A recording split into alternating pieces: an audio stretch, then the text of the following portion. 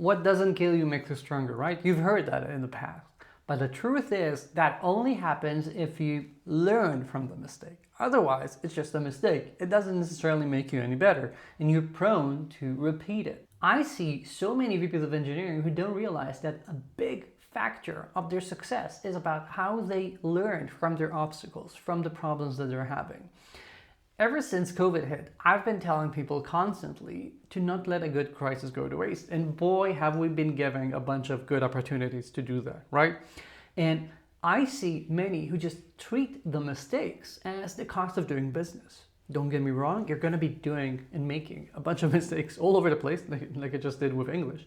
But you want to ensure that you actually get all the learning that you can out of them. Because then what you end up doing is turning those mistakes into net positives. That means that even if that specific mistake was horrible and it cost you a big client or a week or a stellar employee leaving or something like that, if you learn enough from it, if you actually extract everything you can from it, most of the times we can turn those mistakes into something that in the long term is actually beneficial, because the lesson we got, the improvements we've got, will compound over time to create enough value that actually we just, that in hindsight, it was good that you made that mistake.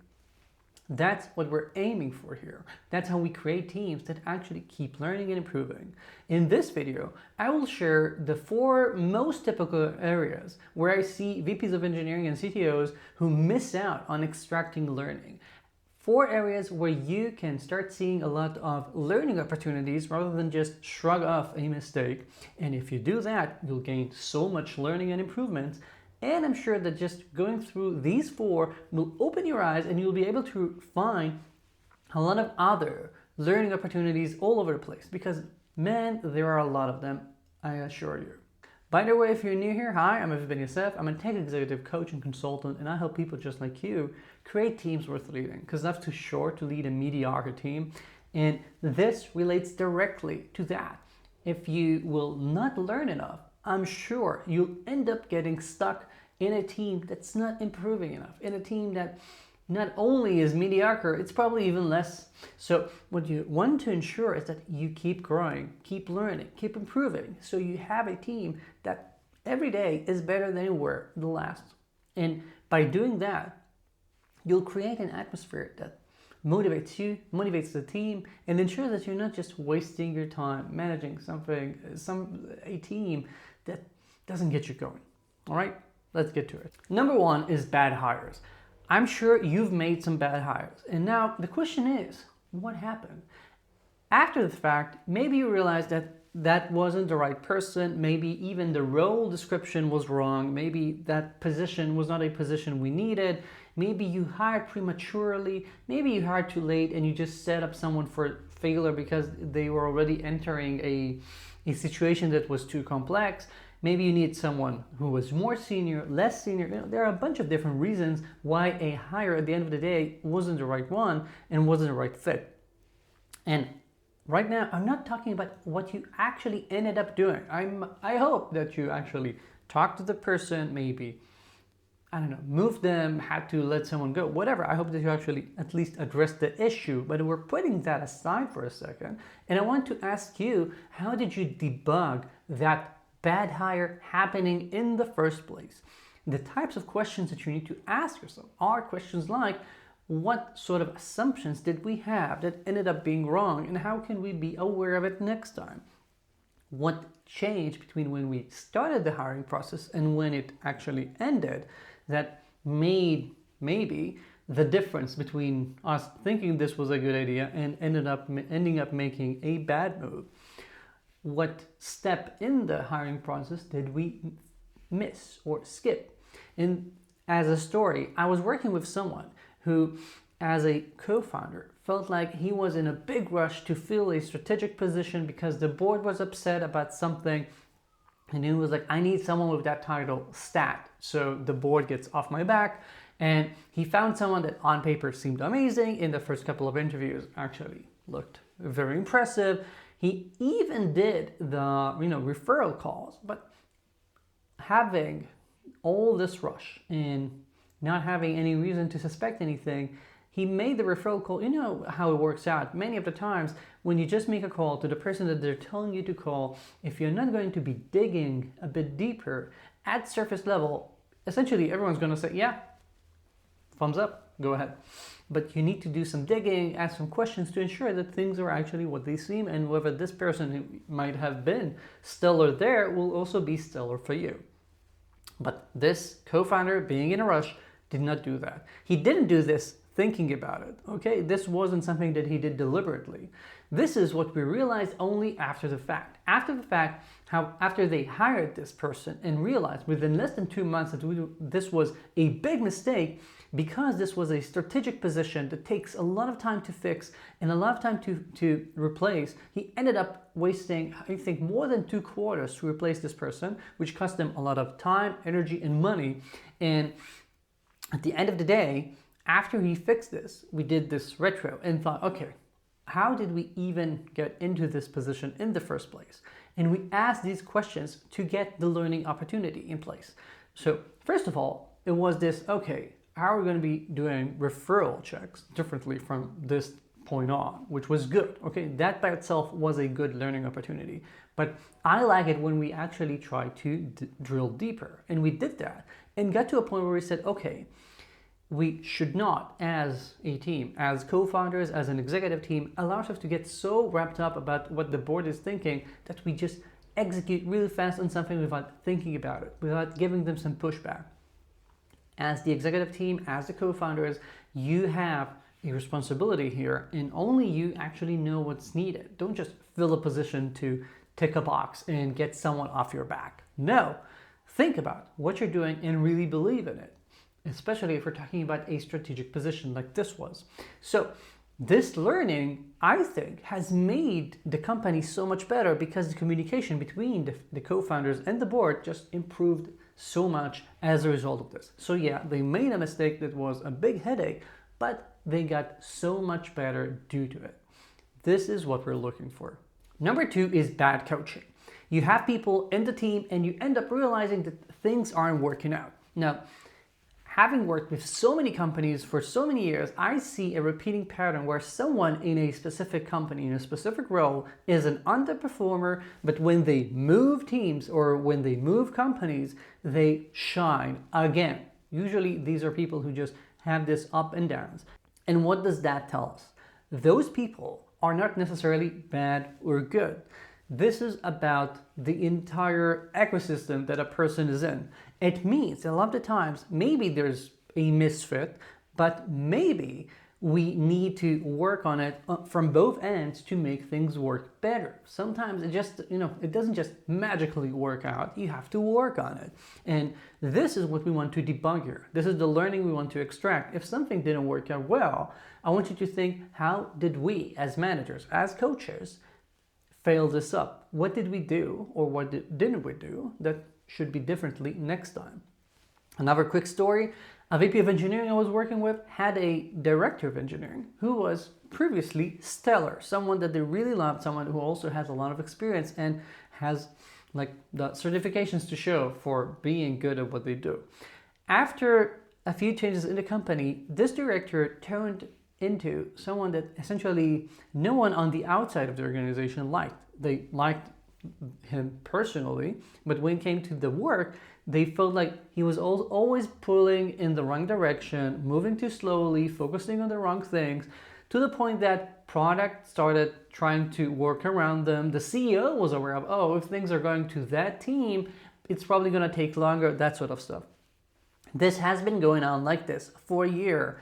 And after, I pushed the VP of engineering a bit to have proper coaching done here, things changed almost instantly. That VP of engineering was agog, looking at the director who was back to being a stellar employee. And why? This person did not have a motivation issue. This person did not quietly quit. He was working very hard, but on the wrong things. And because he never got the actual point blank, not sugar-coated truth about what was going on, he didn't even realize that he was going in the wrong direction. He was getting frustrated and didn't even understand what was going wrong. And with a bit of coaching, things got better immediately. This is not to say that, okay, fine, pat on the back, you fixed the issue. But what I'm looking at here is like this gap of this entire year that was lost because the VP of engineering did not know how to provide feedback on time, how to speak clearly, thought that he was communicating things correctly, but actually sugarcoated them so much that the other party did not understand what was going on. These are the learning opportunities here.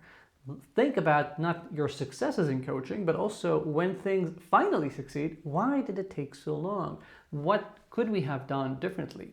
This learning opportunity is all over the place because I'm sure you have a lot of people in your organization that might end up leaving, you might end up having to let them go, but it didn't have to be that way.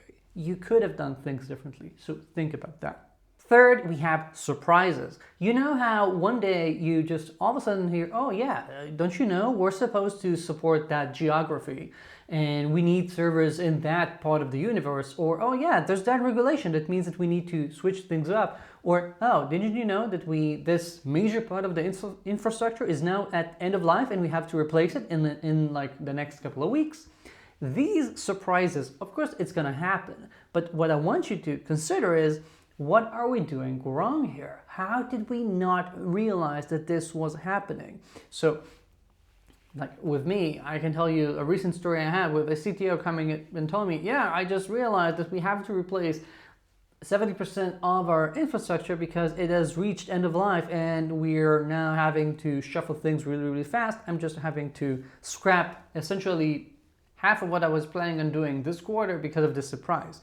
This is a major issue. And what I always say is we want to go back a few steps and start thinking, when did we go adrift? Where are we supposed to find out about this? Because I want to understand if someone knew and didn't speak up, if we're talking about product decisions that you as a CTO would have benefited from knowing about 2 months earlier because maybe you would have done things differently. Think about, when was this decided and why wasn't I in the room? What sorts of meetings do I need to inject myself into to ensure that I get there? I have a video about moving upstream, which is about covering this subtype of these problems, and I'll link to it somewhere here on screen. But the point is that you have to ensure that if you're surprised, okay, at this second, if there's a fire that you just found out about, put it out. But then later, don't just say, finally, and move on to the next. But take a second and think, how could I have noticed this earlier? Could we have some sensors put in so we would have noticed the leak before it turned into a fire? What can I do to prevent it from happening in the future? Don't just think about the contingent action, what you're actually doing to put out the fire. Think about how can we even prevent it entirely in the future. This is the learning opportunity here, and I'm going to assure you, you have so many of these going on. Every tech leader I work with has these surprises come up regularly, at least with the bigger ones. Ask yourself, what did we do wrong that we didn't notice this earlier? And lastly, after action reviews. This is something that maybe you have in your culture, you have retrospectives, you have end of quarter or end of year reviews, but a lot of the times I see that these are done very shallowly. We don't actually get any meaty parts of learning done, and this is like a retrospective or a postmortem. These are things are still warm. Use it. Make sure that you get out of it knowing that, okay, we're actually better. So this is a tiny bit about things that I know that many companies are doing just because they feel like they need to do it. We're going through the moves without actually noticing what is important and what isn't.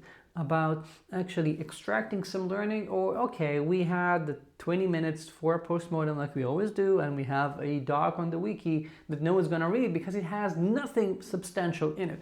No, I want you to actually get action items that you feel like, okay, we're better. So this is about changing the attitude when you're going into these conversations. Ensure that it's not just something that you do to go through the motions, but something that you expect to get some learning out of it and you want to share it. Have something substantial, have some deliverable that you can then share with everyone about what we learned and how we're going to be doing things better. Having that means that these after-action reviews are actually worth their weight, worth the time you're spending on them. Don't just do it to say you did it, do it so that you extract the right learning out of them. So these are the 4 types that if you're going to start noticing right now, you're going to have so many learning opportunities all over the place and start getting so much better. The pattern is very simple. Something bad happened, okay, treat that thing by itself because you have to, but then take a second and think, how did we get here? Is it going on anywhere else? Can we somehow ensure that it doesn't repeat itself? And ask yourself the 5 whys to drill deeper and maybe find something that's even meatier. Just like the story about the bad hire. Don't just say, okay, I need to do referral checks better, but say, why was I even in the rush? And realize that you need to talk to your board differently. This learning will make your team have compounding improvements that with time will make you into an unstoppable machine. And that's how you ensure that you don't just end up leading a mediocre team. That's it. If you like this, please like and subscribe. It really helps. If you have any questions, let me know in the comments or in my email, which is in the video description, and I'll see you here in the next video. Ciao.